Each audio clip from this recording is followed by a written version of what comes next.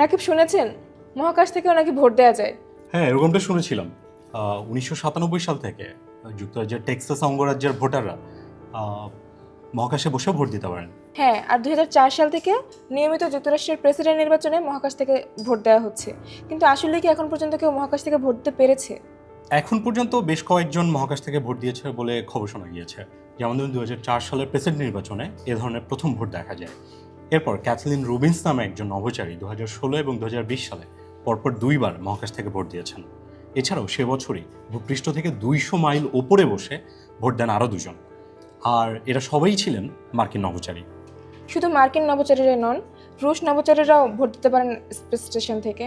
1989 সালের পার্লামেন্ট নির্বাচনে 3 জন নভোচারী ভোট দেন মহাকাশ থেকে। কিন্তু কিভাবে দেয়া হয় এই ভোট?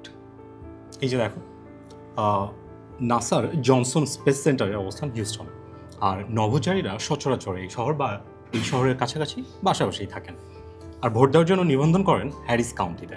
হ্যারিস কাউন্টি ক্লার্কের কার্যালয় থেকে ইলেকট্রনিক ব্যালট পেপার আপলোড করা হয় নাসার জনসন স্পেস সেন্টারের মিশন কন্ট্রোল সেন্টারে।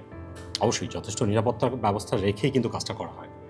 নাসার নভোচারীরা তাদের পরিচয় নিশ্চিত করে, তারপর ইলেকট্রনিক ব্যালট পেপারে ভোট দেয়। আর তখন সেই মেইল আবার পাঠানো হয় হ্যারিস কাউন্টি ক্লার্কের কার্যালয়ে। আচ্ছা, বাংলাদেশের নির্বাচনে কি কেউ মহাকাশ থেকে ভোট দিতে পারবে না? আগে বাংলাদেশ থেকে কেউ মহাকাশে যাক, তারপর না নির্বাচনের বিষয়টা দেখা যাবে।